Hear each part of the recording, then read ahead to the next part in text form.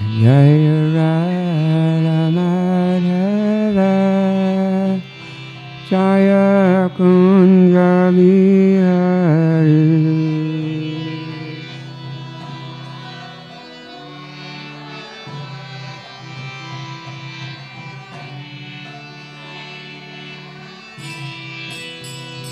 Jaya Radha Madhava Jaya Kunja Bihari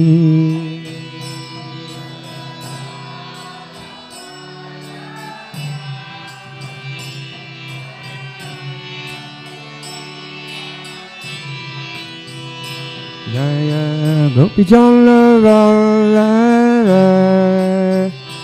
Jaya Giridhari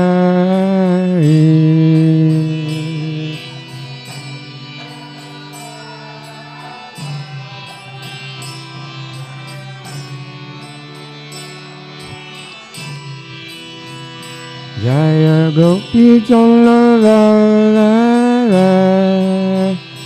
Jaya Giridhari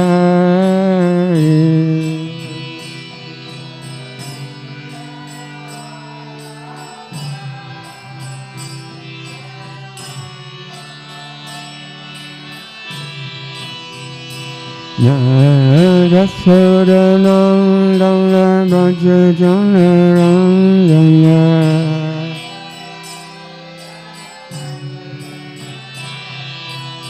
Yasodananda Bhajajanarandana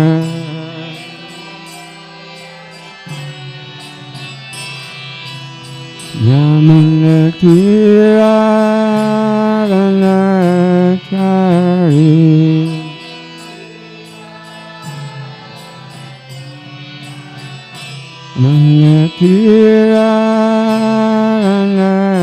Manakiradanachari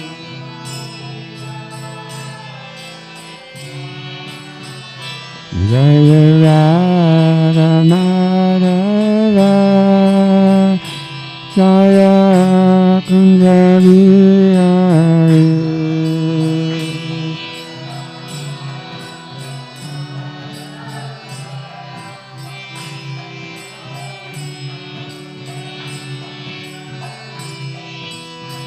Jaya Radha Madhava Jaya Kunja Bihari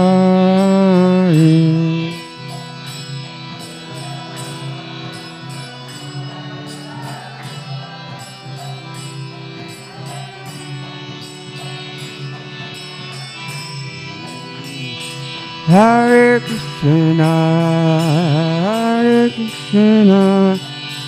Krishna Krishna Hare Hare Hare Rama Hare Rama Rama Rama Hare Hare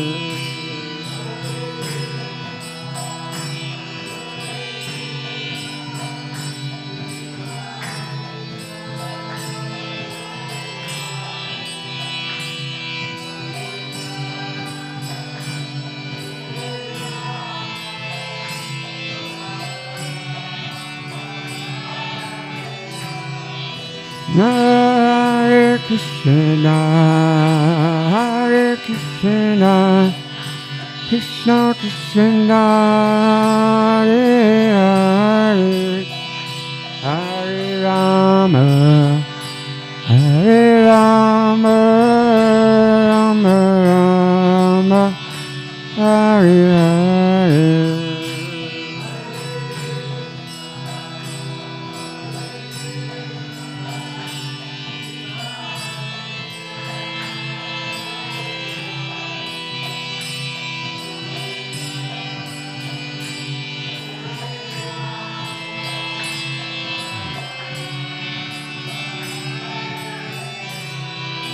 Hare Krishna, Krishna Krishna, Hare Hare, Hare Rama, Hare Rama.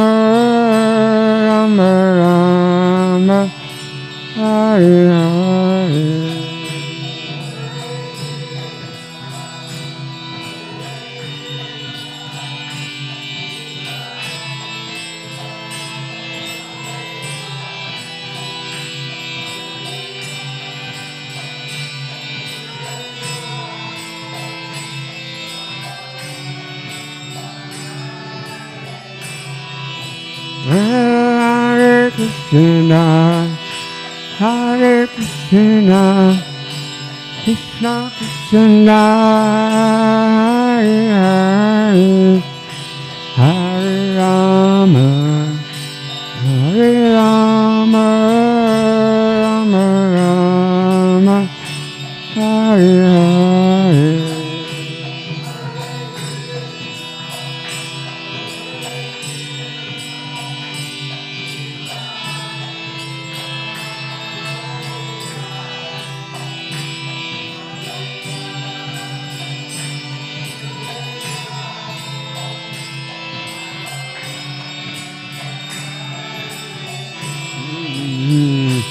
Jaya Prabhupada, Prabhupada, Prabhupada, Jaya Prabhupada.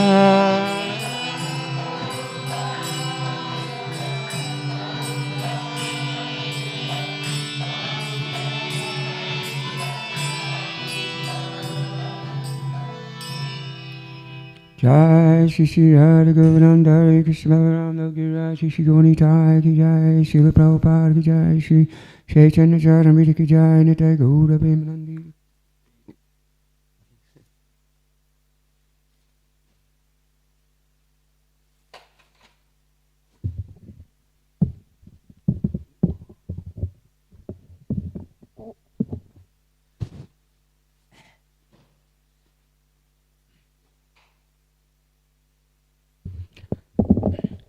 Jaya Jaya Shri Chaitanya Jaya Nityananda Jaya Advaita Chandra Jaya Gaura Bhakta Vrinda Jaya Jaya Shri Chaitanya Jaya Nityananda Jaya Advaita Chandra Jaya Gaura Bhakta Vrinda Jaya Jaya Shri Chaitanya Jaya Nityananda Jaya Advaita Chandra Jaya Gaura Bhakta Vrinda.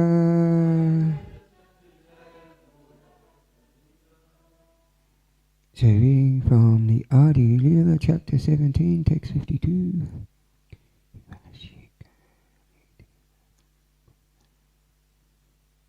Shri Vasikarali Tui Bhavani Pujana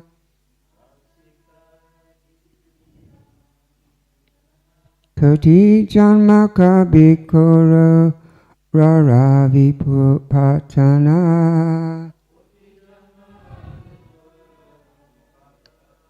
Shri Vasikarali Tui Bhavani Pujana Koti Janma Bhitora Raravi Patana Shiva Shikarali Tu Bhavani Pujana Koti Janma Kabitora Ruravi Patana Shiva Shikarali Tu Bhavani Pujana Koti Janma Kahabikura Ruravi Patana.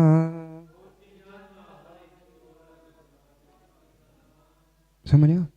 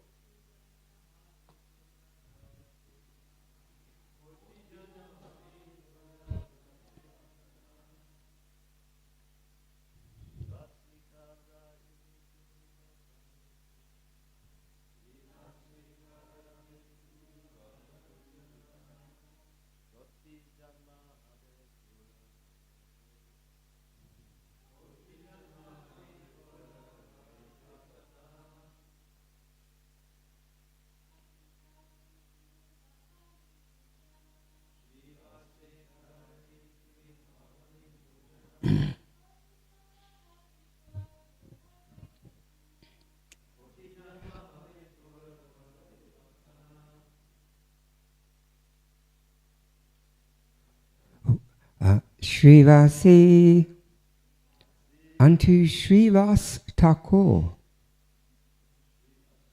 Karaili you have cause to do to you Bhavani Pujana worshipping the goddess Bhavani Koti Janma for 10 million births Abhi there will be Torah your Ruravi in hell Patana fall down.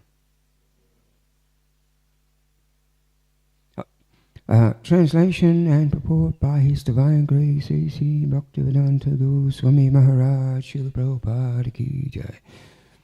Translation. You have made Srivas Thakur appear to have been worshipping the goddess Bhavani. Simply for this offense, you will have to fall down into hellish life for 10 million births. There are many tantric followers who practice the black art of worshipping the goddess Bhavani in a crematorium, wishing to eat meat and drink wine. Such fools also consider this Bhavani Puja as good as worship of Lord Krishna in devotional service. Such abominable tantric activities are performed by so-called swamis and yogis are herein condemned. However, by Lord Chaitanya Mahaprabhu, he declares that such Bhavani Puja for drinking wine and eating meat quickly plunges one into hellish life. The method of worshipping itself is already hellish, and its results must also be hellish and nothing more. Many rascals say that whatever one may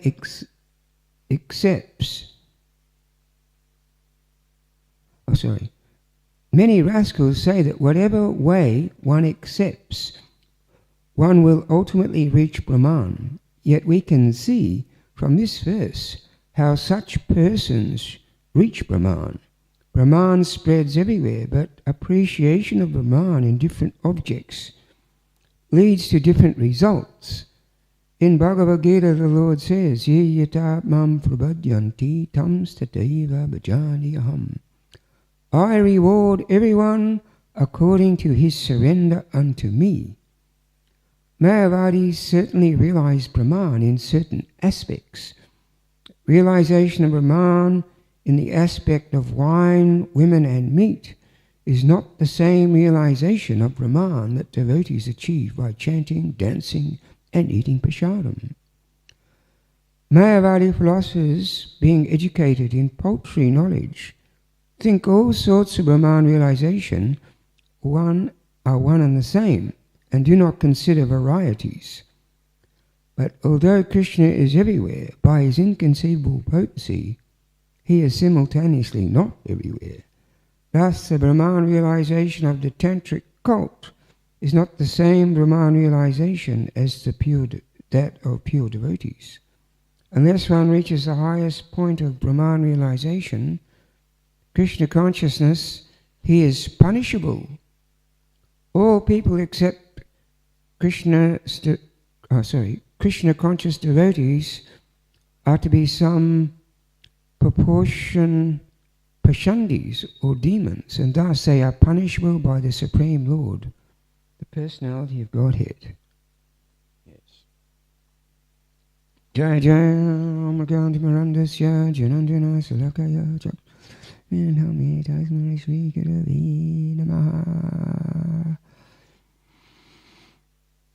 Yes, by this verse we can understand that in a sense we create our own destinies by the choices we make in life.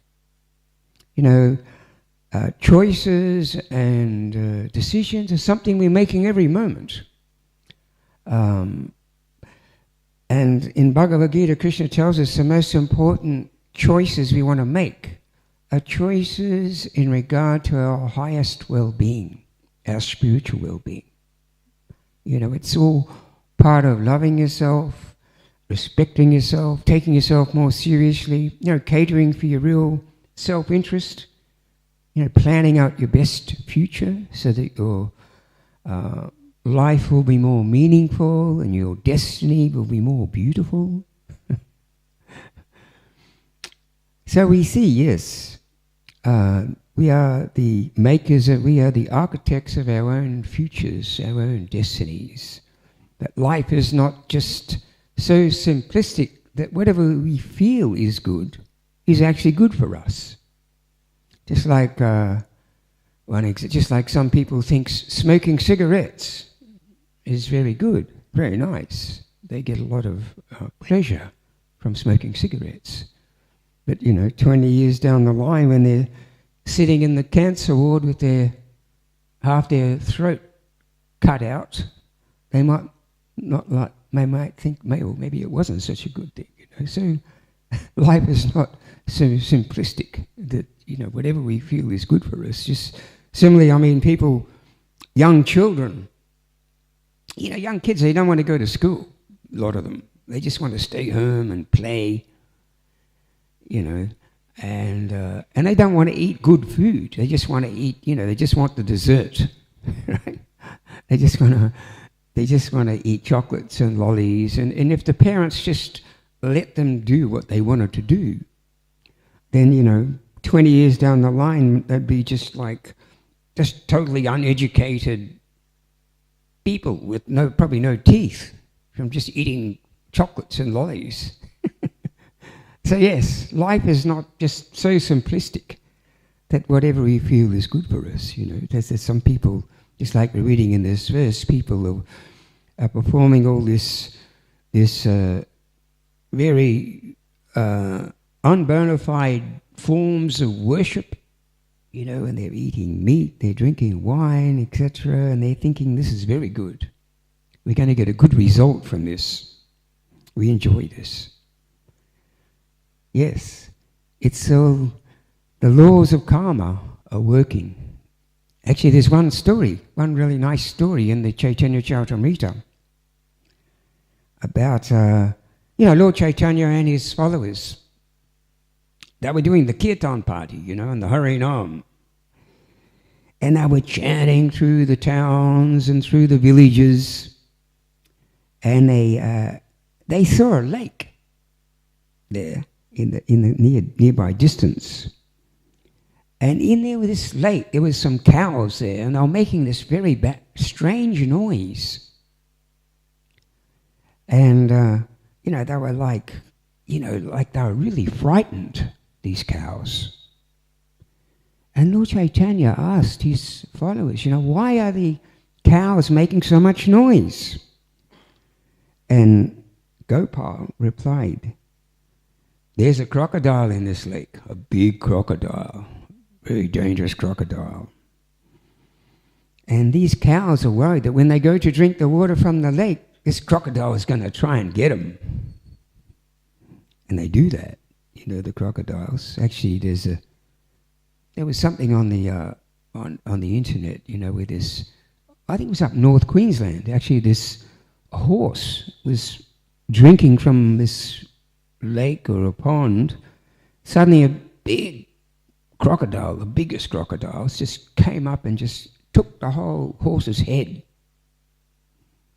Took his whole head from half that way down his neck. Very dangerous predators. So they told Lord Chaitanya, there's a crocodile in the lake, the cows are afraid of it, they're making all this noise. So Lord Chaitanya, he told the kirtan party, start a kirtan.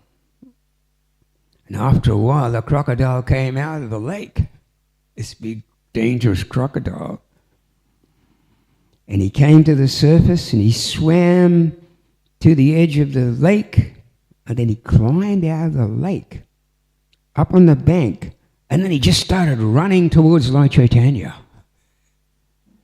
Very fast, crocodiles can run at incredible speeds. You can never get away from them if they're after you. So when he got to Lord Chaitanya, he stopped and he bowed down and he touched his lotus feet with his foot. And immediately he touched Lord Chaitanya's foot. He was transformed into this divine celestial child.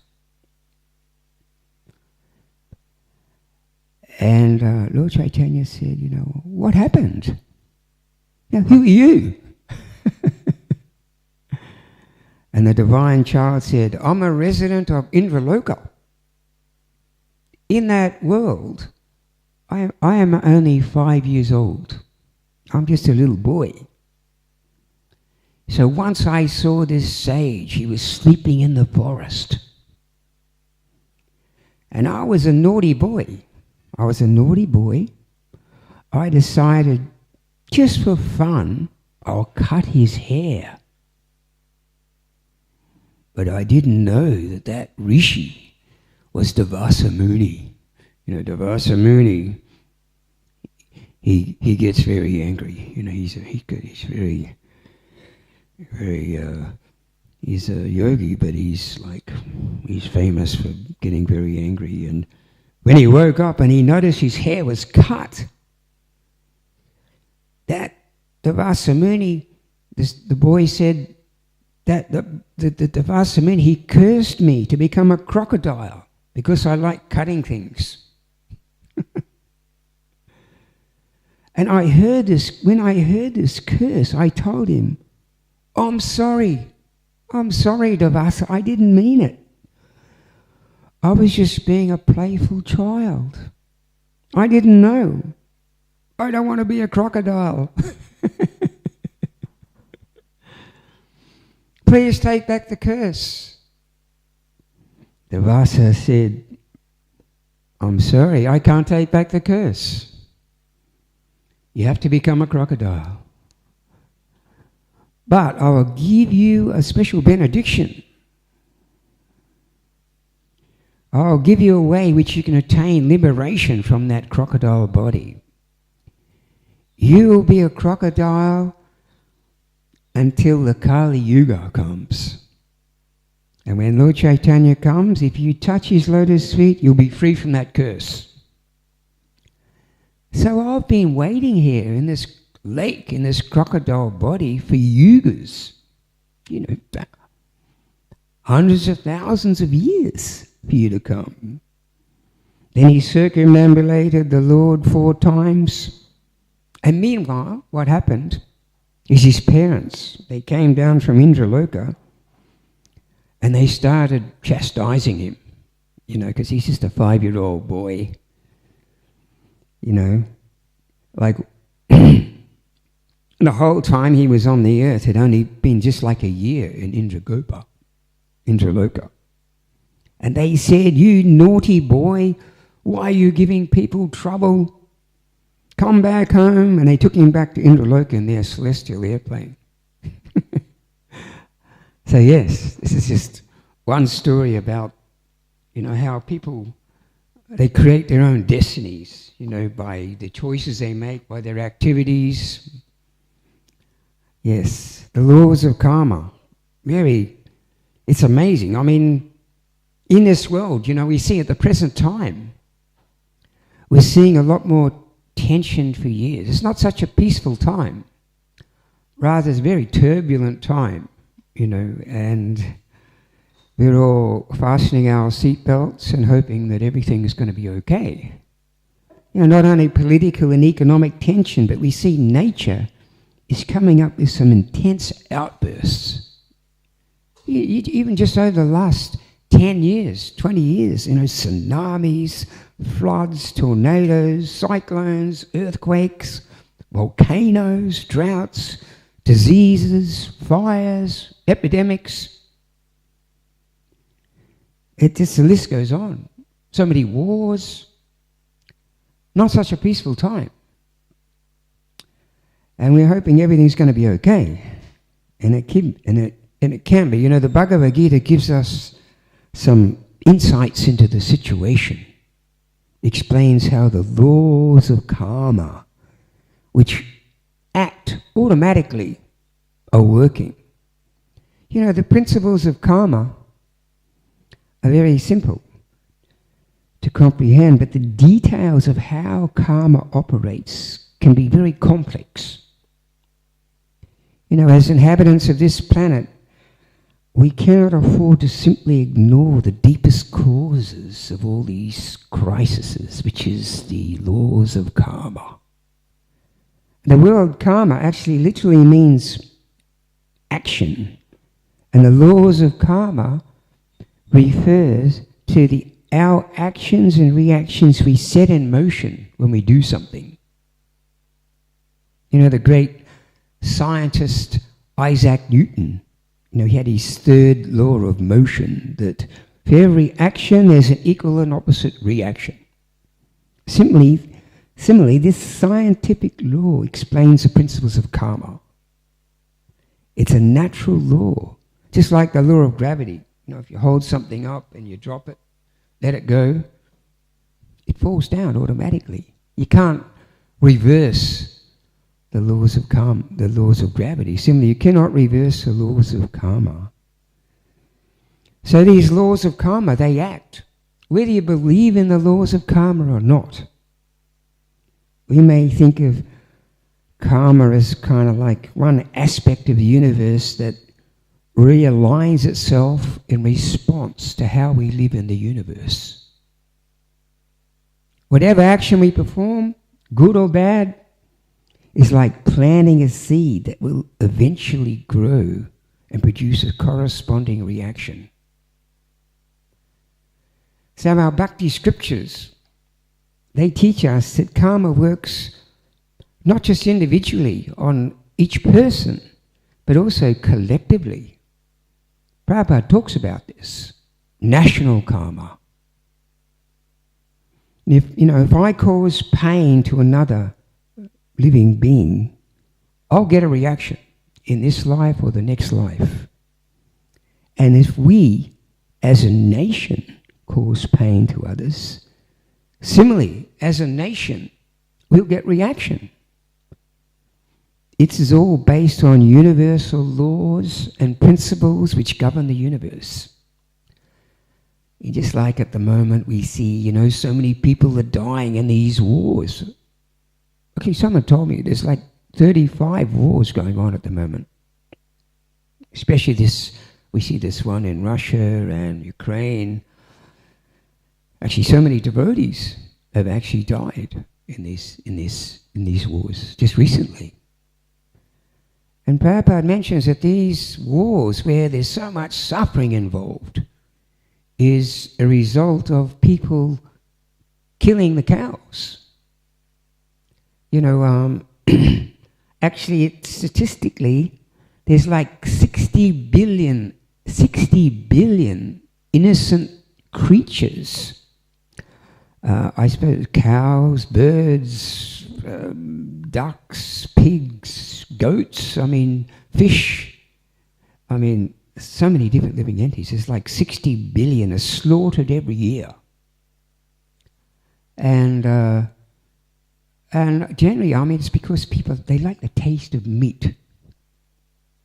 Some countries, I suppose maybe in Alaska, where they can't grow vegetables, they have to eat meat. But although I read that even in Alaska and Greenland now, they've got these big glass houses which are heated by thermal pools, and they grow all sorts of vegetables and fruit and all sorts of things. Anyhow. So, of course, this may lead to question. Some people, they question this. Is the Supreme Lord, is he directly responsible for mankind's various sufferings? Some people even say, that, God's partial, like a normal person. He's kind to some people. Some people just have a great life. They have, everything just comes their way. Economic development, happiness, good health. good looks, intelligence, and other people not so good. You know, they may be born in a slum, you know, or born with some kind of illness or deformity, or they're just incredibly poor, or they're not very attractive, whatever, you know. I mean, and some people say that God's, he's just partial. So he likes some people, and he blesses them, gives them all these nice things, and he just, some people he just doesn't like, and he just makes life horrible for them. So to really understand these things, we really need some insight into the workings of this planet. Just how the Supreme Lord is orchestrating this finely tuned universe. It's actually inconceivable to the human mind and intellect. It is, Prabhupada mentions, it's completely beyond our thinking jurisdiction. That's why we need spiritual guidance and education and ultimate enlightenment. You know, and you know, as far as this people, you know, saying that is God responsible, you know, there's all these different philosophies now. You know, even the Christians and people that worship God have trouble coming to terms with this thing. You know, if God loves us and he's created this world and he's in control of everything, why is he allowing horrible things, terrible things, suffering to go on in this world? There's even one Jewish rabbi, and actually he had this son who was very attached to his son, and his son died very young of an incurable disease. And of course, the Jewish people too, they suffered so much, you know, through the Second World War, etc. So he came up with this philosophy that God is, he's all good, but he's not all powerful. He's not in complete control of what happens in this world. There's natural phenomena that's going on beyond his control, the forces of nature. And a lot of people actually, millions of people actually believe this philosophy. That God, because it's not substantiated by any scriptures. You know, in all scriptures of the world, it is said God is almighty. He's completely in control of everything. And of course, there's other people there's even people that say that God is fundamentally evil. That he's, you know, he's just causing all these horrible things in the world because he's not such a nice person. And of course, there's others who believe there's two gods. There's a good God who's benevolently and looking after people and caring and loving everyone, and there's the bad God, or Satan. And he's causing all the trouble and suffering in the world. So yes, it's completely beyond its, you know, we might not be able to trace out the specific reason why we're suffering. But we can understand at some time we acted in a way that sowed a seed that grew into our present condition. That means using our free will and independence, we may choose to act and perform an action, and in accordance to that action, we were bound to a certain reaction, either good or bad. Sometimes they use the example of when you board a plane. You know, when you board a plane, you can't change your destination halfway through the flight. Once you're on board, you will reach that destination, but then you can make new choices. So in this sense, we learn from our Vedic literatures that in essence, we are 100% responsible for who we are, where we are in life right now, and everything we've done in the past. And it's up to us what we make of our life from this day on. Which means to a significant extent, as I said before, we are makers of our own destinies. We are the architects of our own futures. We created our own present set of circumstances, our particular body we have. And yes, we created our own rewards, which may come as being born with special gifts, such as wealth or fame or good health, beauty, intelligence, high intelligence, happiness. Prabhupada mentions aristocracy. I think Prabhupada mentioned that when Queen Elizabeth was born and she was crowned, Queen of England, that she was the most pious person, very pious, she mentioned she was a very pious person, she got that.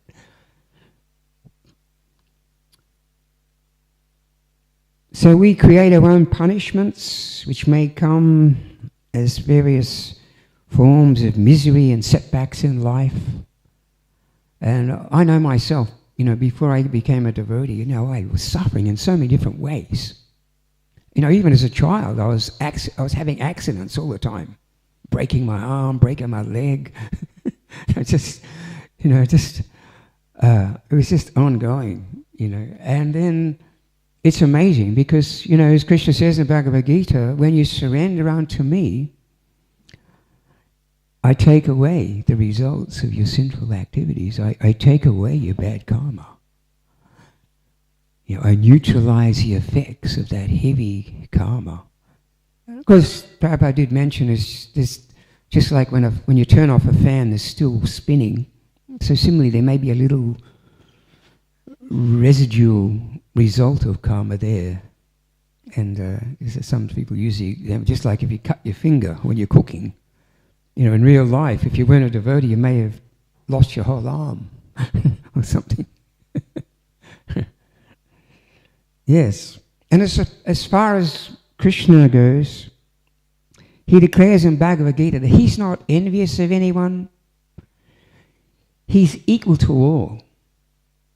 He simply gives us free will to act. He witnesses our actions because he's there as a super soul in our heart. He ordains or confirms our actions. And then he just remains neutral. And he just allows all the rewards and punishments to be netted out by the material energy. So this philosophy of karma, it's not meant to induce like depression or unhealthy guilt, or rather it's provided to help us to intelligently take responsible for our choices in life. And life itself, it's a long journey through which we'll experience both, joy and happiness, which can bring us so much, it can bring us even unhappiness and misery in life, which can help us, it can bring us so much wisdom actually. It can wake us up, make us want to improve our quality of life. And, by taking responsibility for our actions. And that may be one of the reasons why many people, this is one of the reasons why people come to Krishna consciousness. Just people that are stressed. That's one of the reasons. There's 4 different types of people, the pious people. People are suffering, I just did a Nam Hut program last night. And I was talking to these group of Indians and I was telling them, and actually, a lot of people amongst the Indian communities, they've given up their culture.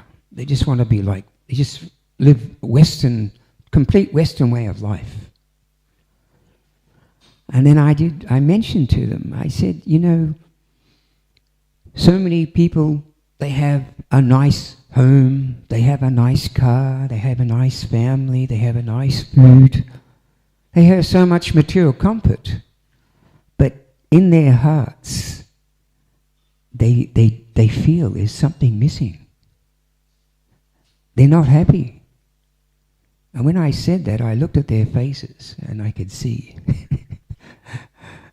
that they all felt that. So, I was telling him how millions of people around the world, even amongst the Indian community now, are realizing this in their day-to-day lives.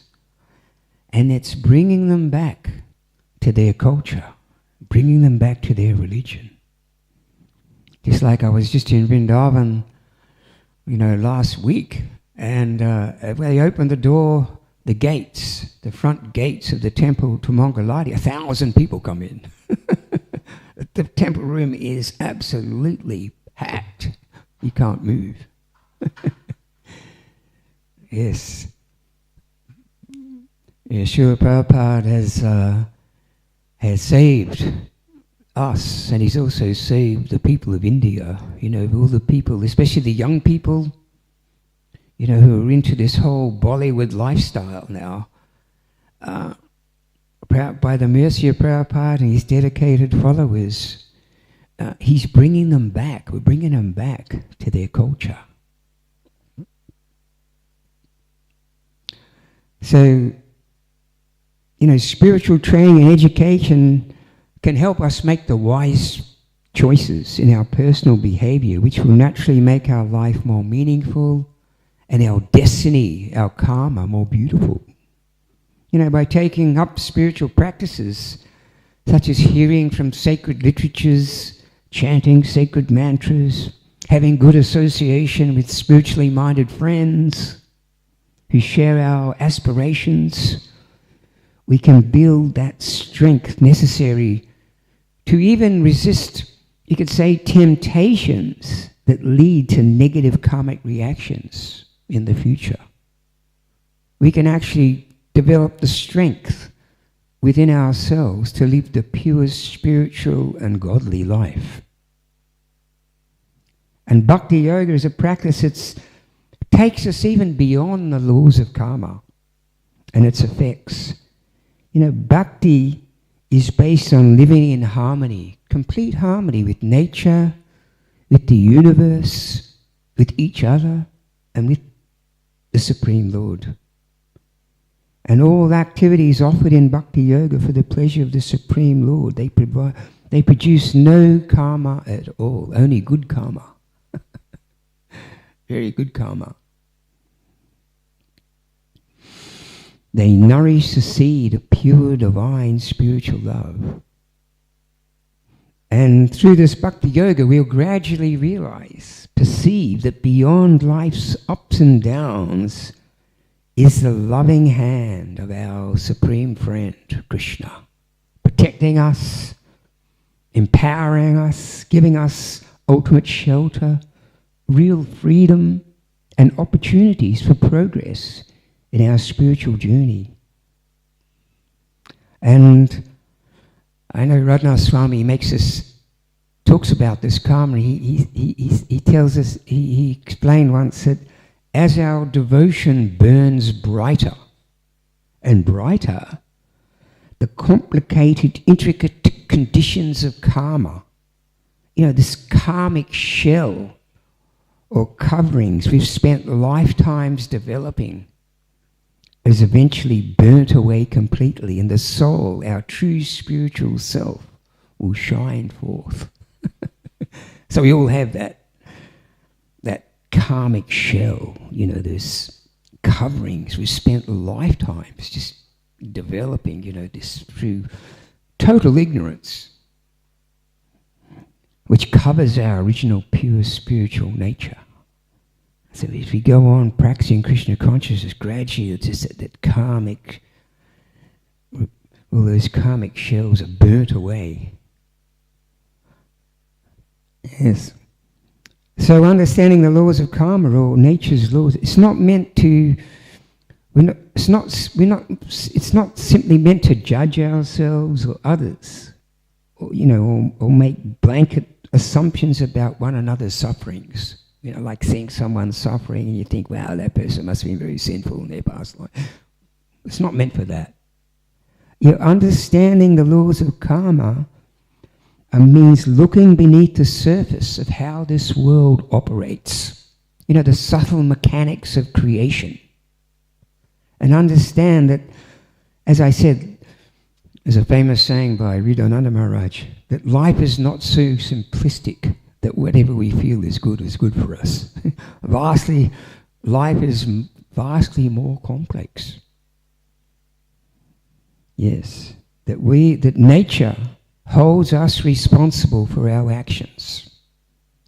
So such wisdom, it allows us to understand how to positively avoid future suffering by acting in accordance to divine principles.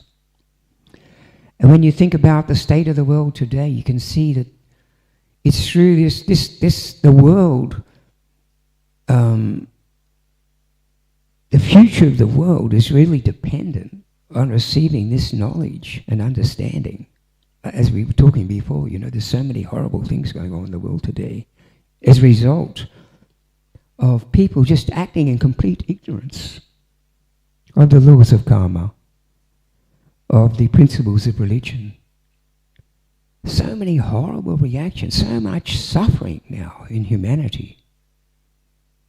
So this knowledge, this is why Krishna tells us in the Bhagavad Gita that the intelligence guiding human society must come from a source superior to man's. That's why he's given us this Vedic literature to guide humanity. Oh, just finished it. Does anyone have any questions they'd like to ask?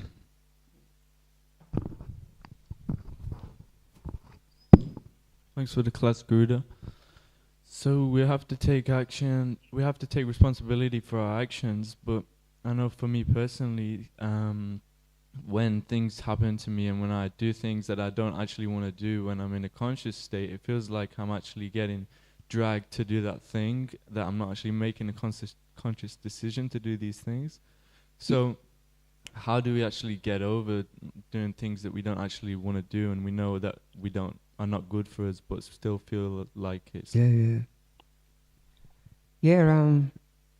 Well, it's funny, because they say just like when you're going to do something that maybe you shouldn't do, or there's something inside you, like a consciousness that says that you shouldn't do this.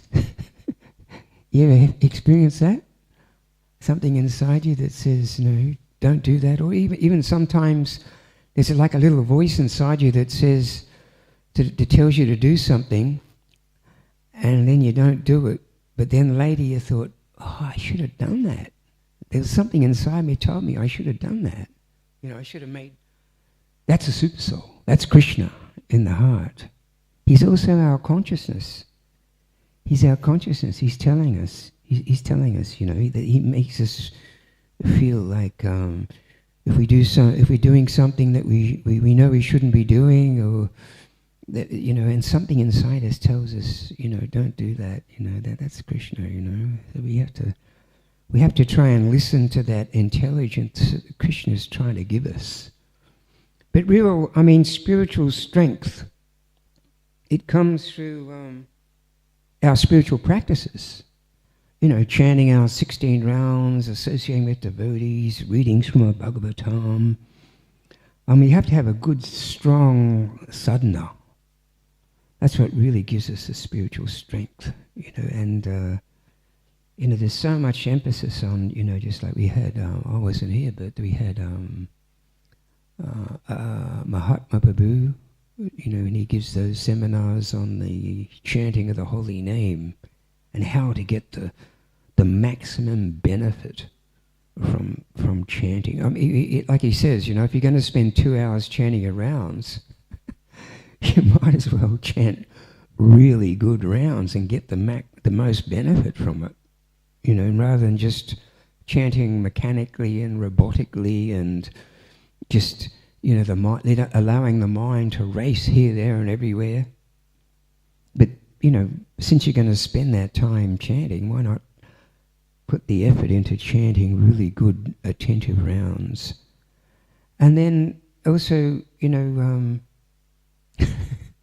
I remember Kadamba Swami, when he was here last time, he said, talking about reading books, how we should read. He just says, just like in the ashrams, there's like bookshelves of books. they're just collecting dust. No one's reading them. So yes, I mean, if you sit down and they say, and I find that too, you know, when you read, pick up a Bhagavatam and you read aloud to yourself, it's really powerful actually. You know, and Prabhupada said we should read at least 1 hour a day. No, 1 hour.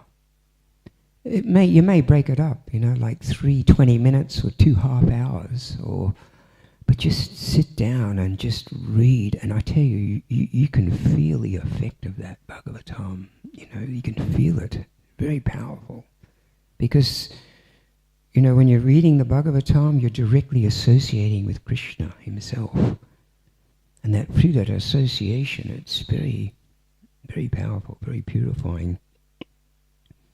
And yes, just try to do some service, and you know, it's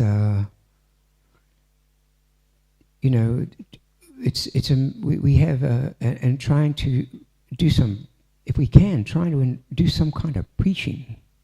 This is also very, very powerful form of gaining spiritual strength. You know, as Krishna states in the Bhagavad Gita, there's no one more dear to me than one who tries to distribute this Krishna consciousness to others.